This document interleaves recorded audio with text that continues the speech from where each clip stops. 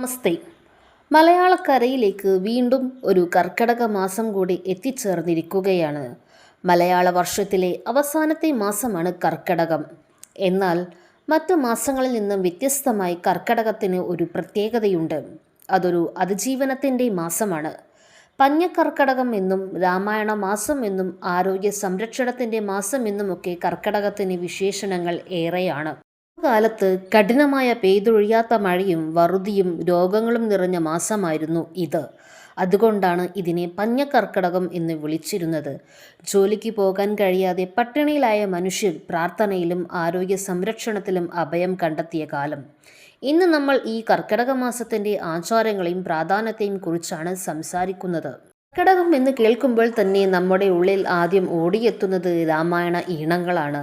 കർക്കടക മാസം മുഴുവൻ കേരളത്തിലെ ഹൈന്ദവ ഭവനങ്ങളിലും ക്ഷേത്രങ്ങളിലും രാമായണ പാരായണം നടക്കുന്നു. അതുകൊണ്ട് തന്നെ ഇതിനെ രാമായണ മാസം എന്നും വിളിക്കുന്നു.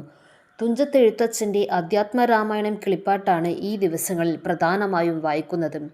വറുതിയുടെയും രോഗങ്ങളുടെയും ഭയത്തിൽ നിന്ന് മനസ്സിന് ശാന്തിയും ധൈര്യവും നൽകാനാണ് ഈ രാമായണ പാരായണം.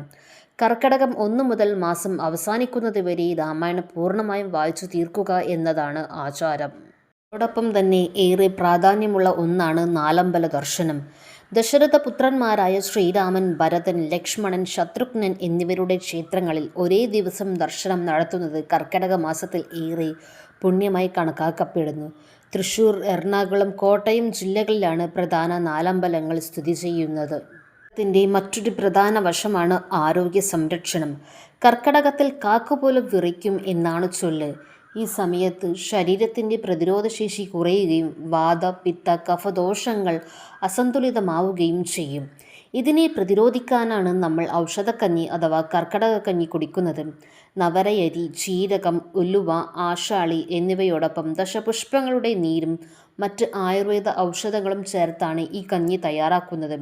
ഇത് ശരീരത്തിന് ഉന്മേഷവും രോഗപ്രതിരോധ ശേഷിയും നൽകുന്നു. കുറഞ്ഞത് 7 ദിവസമോ അല്ലെങ്കിൽ 14, 28 ദിവസങ്ങളോ തുടർച്ചയായി ഈ കഞ്ഞി കൊടുക്കുന്നത് ശരീരത്തെ പുനരുജ്ജീവിപ്പിക്കും. സമയത്ത് തന്നെയാണ് കർക്കടക സുഖചികിത്സയും നടക്കുന്നത്. ശരീരം ഔഷധങ്ങളെ പെട്ടെന്ന് സ്വീകരിക്കുന്ന സമയമാണിത്.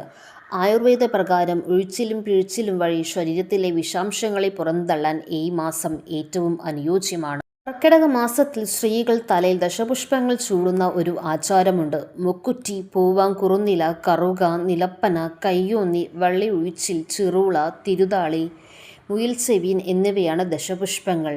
ഇവയ്ക്ക് ഓരോന്നിനും തനതായ ഔഷധ ഗുണങ്ങളും ദേവതാ സങ്കല്പങ്ങളുമുണ്ട്. ഈ പൂക്കൾ വീട്ടുപറമ്പിൽ നിന്ന് ശേഖരിച്ച് ചൂടുന്നത് ഐശ്വര്യവും ആരോഗ്യവും നൽകുമെന്നാണ് വിശ്വാസം. അതുപോലെ തന്നെ കർക്കിടകത്തിലെ മറ്റൊരു വലിയ ആകർഷണമാണ് ആനയൂട്ട്. പ്രത്യേകിച്ച് പ്രശസ്തമായ ഗുരുവായൂർ ക്ഷേത്രത്തിൽ കർക്കിടകം 1-ാം തീയതി ആനയൂട്ട് നടക്കാറുണ്ട്. ആനകളുടെ ആരോഗ്യം സംരക്ഷിക്കുന്നതിനായി ഔഷധക്കൂട്ടുകളും പഴങ്ങളും പായസവുമെല്ലാം നൽകുന്ന മനോഹരമായ ഒരു ചടങ്ങാണിത്. കർക്കിടക മാസത്തിലെ ഏറ്റവും പ്രധാനപ്പെട്ട ഒരു ദിവസമാണ് കർക്കിടകവാവ്. ഈ ദിവസം നമ്മുടെ മൺമറഞ്ഞു പോയ പിതൃക്കൾക്കായി ബലിതർപ്പണം നടത്തുന്നു. ആലുവ മണപ്പുറം, തിരുനാവായ, വർക്കല പാപനാശം കടപ്പുറം തുടങ്ങിയ പുണ്യകേന്ദ്രങ്ങളിൽ ലക്ഷക്കണക്കിന് ആളുകളാണ് പിതൃപുണ്യത്തിനായി ബലിയിടാൻ എത്തുന്നത്. ഈ ദിവസം വ്രതമെടുത്ത് പിതൃക്കൾക്ക് തിലഹവനം നടത്തിയാൽ അവരുടെ ആത്മാവിന് ശാന്തി ലഭിക്കുമെന്നും തലമുറകൾക്ക് അവരുടെ അനുഗ്രഹം ഉണ്ടാകുമെന്നാണ് വിശ്വാസം. അതെ, കർക്കിടകം എന്നാൽ വെറുമൊരു വറുതിയുടെ മാസം മാത്രമല്ല.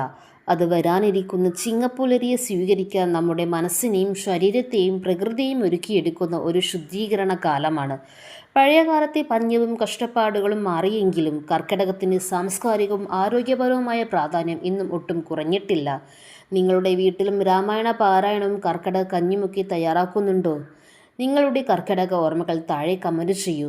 ഈ വീഡിയോ ഇഷ്ടമായെങ്കിൽ ലൈക്ക് ചെയ്യാനും ഷെയർ ചെയ്യാനും മറക്കരുത്.